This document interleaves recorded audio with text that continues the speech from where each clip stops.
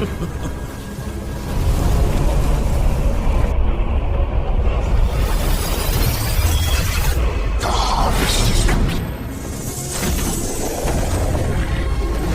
Янь, достигнув второй звезды святого и успешно помогая Яо Лао стать святым, готов начать открытую войну с залом душ. Идти на саму штаб-квартиру, где находится глава Хунь Мишень, пока рановато, поэтому начнет Сяо Янь с филиала поменьше.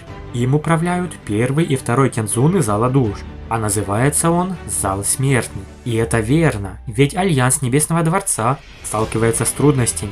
Пока Сяо Янь был в племени 9 глубинных питонов, а после сражался с 3 королями драконов, Зал душ крайне обнаглел и неоднократно атаковал, совершая набеги на территорию Альянса, убив довольно многих его членов. Это вызвало повсеместные страхи внутри Альянса Небесного Дворца. И даже те силы центральных равнин, которые хотели присоединиться, стали колебаться. Тем временем Яо Лао и все остальные старейшины проводят совещания внутри Альянса. Предок Долины Горящего Пламени и старейшина Башни Пилюль были в ярости от внезапной атаки Зала душ, но не знали, как ответить. Яо Лао предложил атаковать в ответ, и Сяо Янь решительно поддержал учителя. Он подготовился к нападению на филиал Зала душ. Но почему Зал душ начал действовать так активно именно сейчас? В трейлере показана внушительная группа могущественных экспертов из Зала душ и Зала смертных, усердно собирающих и очищающих эссенции душ. Членов Зала душ крайне много, и они снова начали сеять смуту, собирая души повсюду и доставляя их в филиалы Зала душ. Как видим, их главная цель – сбор душ. Первый старейшина Башни Пилюль с тревогой отметил, что все больше алхимиков исчезает бесследно, а мы знаем, что душа алхимика самая ценная для Зала душ. Похоже, после сбора душ их передавали мастеру филиала, который затем помещал их в огромный бассейн и садился внутри. Некоторые могут не понимать, почему это происходит. Причина, по которой Зал душ делал это и собирал души повсюду, заключалась в том, чтобы как можно быстрее выполнить план, поставленный императором Хунь Тяньди. Этот план требовал огромного количества душ, отсюда и суматоха, с которой Зал душ пытался их собрать. Обширное собрание душ в Зале Смертных естественно привлекло внимание крупных сил центральных равнин. Альянс Небесного Дворца обратил на это внимание и почувствовал приближение кризиса. В конце концов, Зал душ ранее скрывал свои злодеяния, но теперь они открыто собирали души, что указывало на грандиозный план свыше. Зал душ действительно могущественен. Помимо 8 древних кланов, только Альянс Небесного Дворца может соперничать с ним на центральных равнинах. Другие силы, если не объединятся, не смогут с ним справиться. Итак, Сяо Янь и Яо Лао прибывают с подавляющей силой, вступая в прямой бой с экспертами Зала Смертных. К сожалению, большинство экспертов это предки и почтенные воины, в то время как Сяо Янь и Яо Лао уже на уровне святого. В их глазах почтенные воины как муравьи. И Сяо Янь и Яо Лао уничтожают их с подавляющей силой. Однако во время охоты Сяо Янь заметил знакомую фигуру – старика Мугу. Тот чуть не стал причиной смерти Яо Лао в прошлом и неоднократно преследовал Сяо Янь. Теперь, когда Сяо Янь снова увидел старика Мугу, как он мог отпустить его? Сяо Янь легко разгромил его, причинив ужасную смерть, и даже сумел забрать его пламя морского сердца. Настоящая же битва началась с появлением первого тяньцзуна Зала душ. Это довольно могущественный эксперт на уровне святого средней второй звезды. Сяо Янь же на начальной второй звезде. Яо Лао занялся битвой с мнимым святым Гую, а Сяо Янь с первым тяньцзуном. А мы помним, что с ними была еще и Цзэя, святая 4 звезд. По сути, ситуация беспроигрышная, если только не появится сам глава Зала душ вместе с заместителем. А в трейлере как раз таки показали главу Хунь Мишеня. Неужели он появится? Сяо Янь не стал произносить бесполезных слов первому тяньцзуну, когда Яо Лао начал битву с Гую. Он прошелся взглядом по экспертам Зала душ вокруг, а затем повернулся к группе Цзэянь и Сяо Исянь. Он сказал: «Остальных я оставляю на вас». Хотя Зал Смертных хорошо охранялся многими тяньцзунами, Сяо Исянь и Цинлинь могли побороться против эксперта на уровне мнимого святого. Естественно, они не испугались численного превосходства. Если же еще включить в их силу особые зрачки Цинлинь, то сложно будет даже сказать, на чьей стороне в итоге окажется преимущество. Выражение первого Тяньцзуна похолодело, когда начались другие битвы. Своими руками в рукавах он начал формировать различные печати. Пространство вокруг Сяояня запульсировало, перед ним замелькало множество белых фигур. Окружающее пространство наполнилось летающими белыми костями, которые в определенный момент, как острые лезвия, направлялись в атаку на него.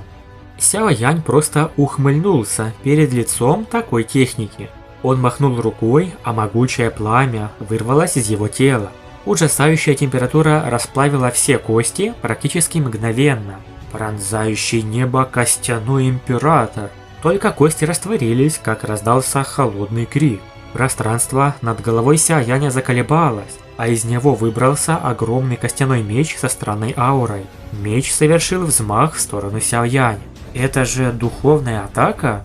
Сяоянь слегка изумился, заметив эти загадочные колебания. Он не ожидал, что первый Тяньцзун на самом деле владеет знаниями для использования духовной силы.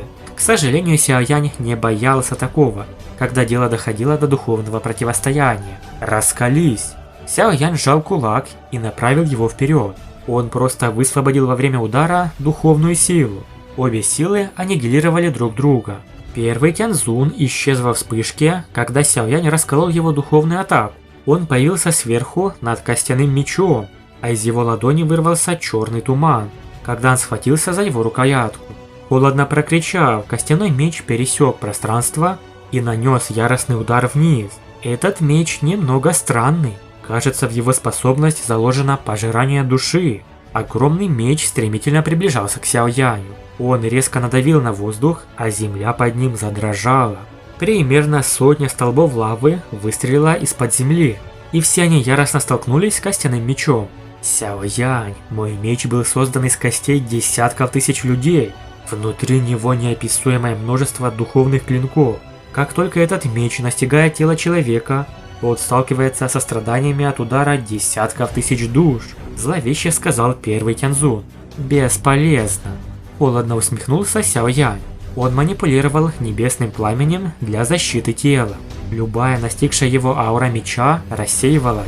Он махнул рукой, а перед ним появилось 5 сгустков пламени, включая пламя океанического сердца, которое он поглотил недавно. Теперь перед ним парило 5 различных видов небесного пламени. «Раз ты так уверен в своем мече, я раскалю его». Сяоянь активировал печать, а 5 сгустков небесного пламени начали раздуваться. За краткий миг они преобразились в форму волка, леопарда, дракона и так далее.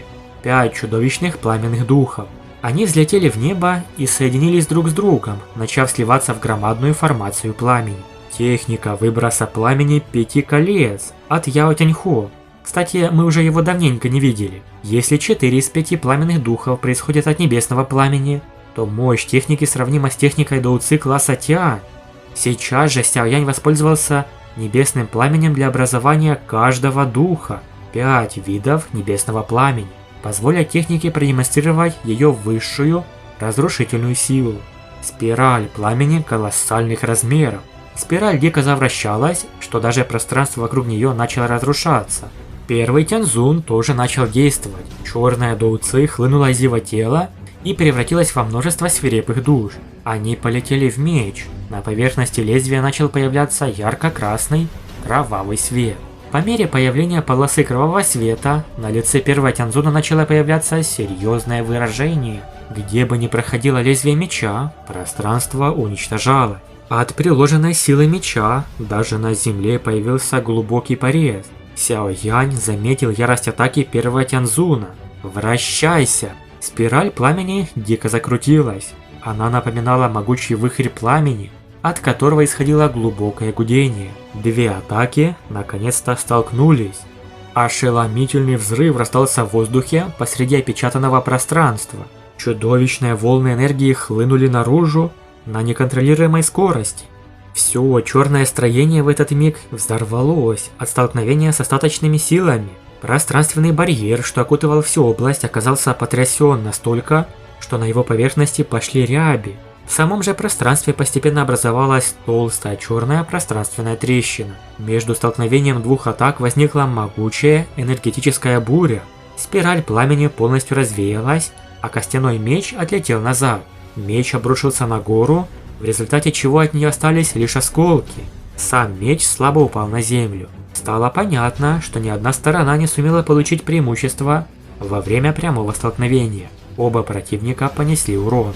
Согласитесь, очень интересное противостояние. Да, не сказать, что первый Тяньцзун это сильнейший противник Сяо Яня, ведь он ранее сражался с королями драконов на третьей звезде Святого. Но тогда он использовал свои сильнейшие навыки, лотос, гнев безмятежного источника и так далее. В этой же битве немного иные методы Сяо Яня. Напишите в комментариях, ждете ли вы ее в серии. Большое спасибо за просмотр, подписывайтесь на канал, ставьте лайк и всем пока.